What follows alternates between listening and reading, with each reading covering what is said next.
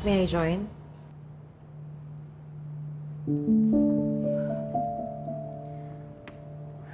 Yes, are you okay? Naririnig kasi kita dun eh.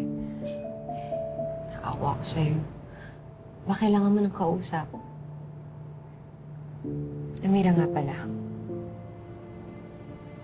Pamela.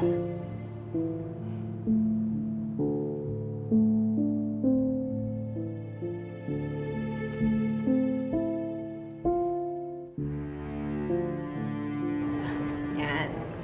Thank you. Oh, siya, asan na nga ba tayo? Ayun na nga, yung kinukwento ko sa'yo. Hayop yung matandang yun. Alam mo ba, bata-bata pa ako, nung nagsimula kami. Pero alam mo, puro pangako. Pangako ng pangako. Iiwan daw niya yung asawa niya. Pero, hanggang ngayon, kabit pa din ako. Ano ba yan? Gwapo ba yan? Oo. Mayaman. Oo. Kaya siguro di mo maiwan. Uy, mahal ko yun. Tingin nga ng itsura niya. Di mo maiwan-iwan. Papakita ko sa'yo. Eto.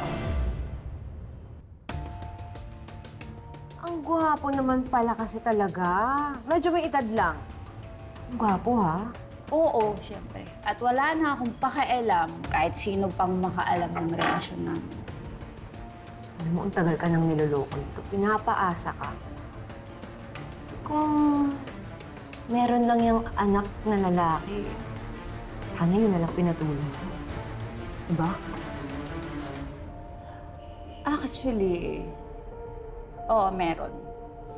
Si Oliver, na-meet ko na siya minsan. Hindi ko alam na siya yung may-ari ng bar na pinuntahan namin. Pero alam mo, ito yung nakakatawa. Hindi niya alam na sugar daddy ko yung tatay niya. At niligawan ako. Talaga? Oo. Naku. Lalaki talaga. Pero alam mo, I think it's time. Time. Ikaw naman gumanti. Saktan mo siya.